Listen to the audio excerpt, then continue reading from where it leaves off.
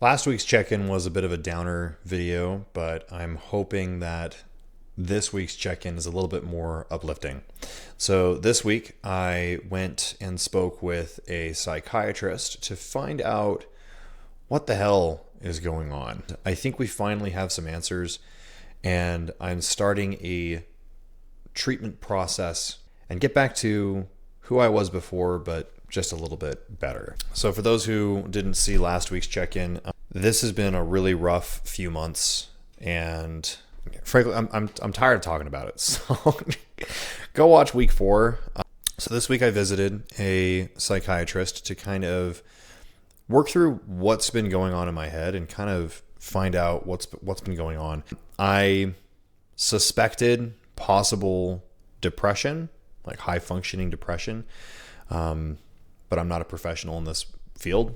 That's why I went and got help. But my psychiatrist did a series of evaluations, asked a lot of really good questions, and did some tests. And she concluded that there's a little bit of depression going on, but it's primarily complex post-traumatic stress disorder.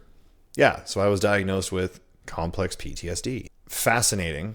And when I was first made aware of this, I kind of pushed back on this because I have nothing to be traumatized about.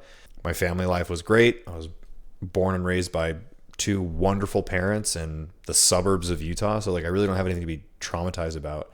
But she asked a lot of questions of, so when did you feel your best? And when was I my normal? Like when I was having 5 meals a day, when I was training, getting up at 5 a.m., everything was just clicking and everything was just good. That was before Asia.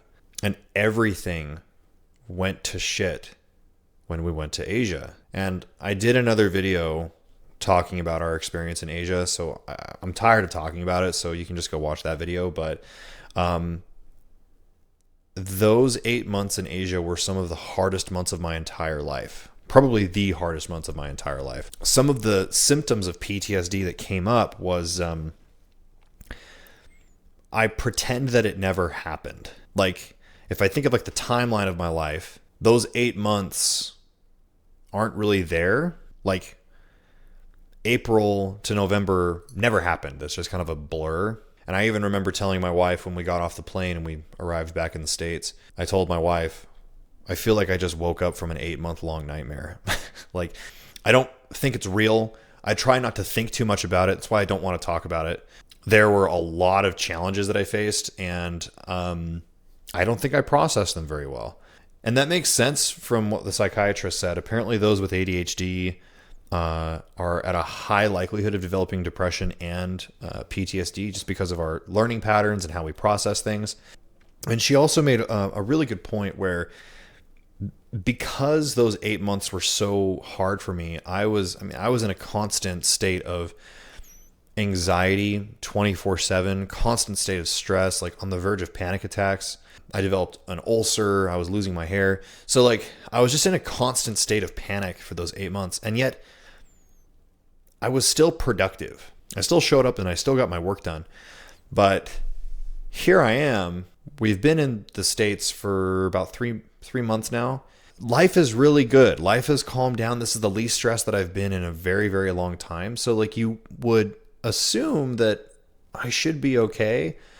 But the opposite is true. These last 3 months of being back in the States, because life has been so calm, I've been really suffering and I feel like I'm drowning. And again, the psychiatrist, what she said makes sense. I essentially, because of my brain chemistry during those 8 months, I'm rewired for this certain threshold of stress. And now that I don't have it, I'm down here.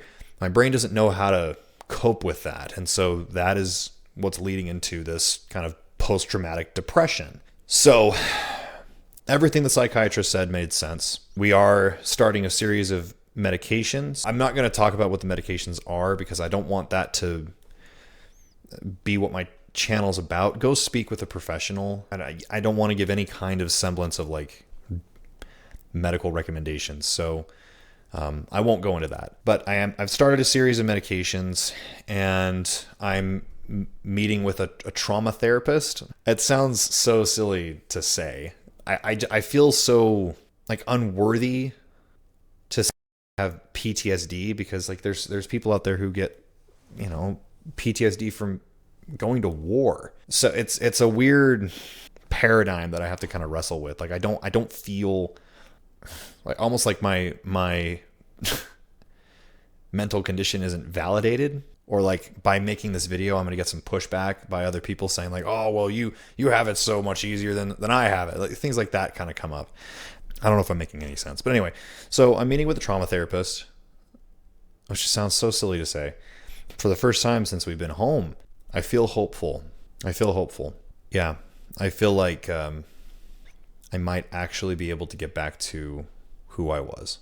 And I've got a lot of work to do, but now it feels like this work will actually be productive. So anyway, that's this week's check-in.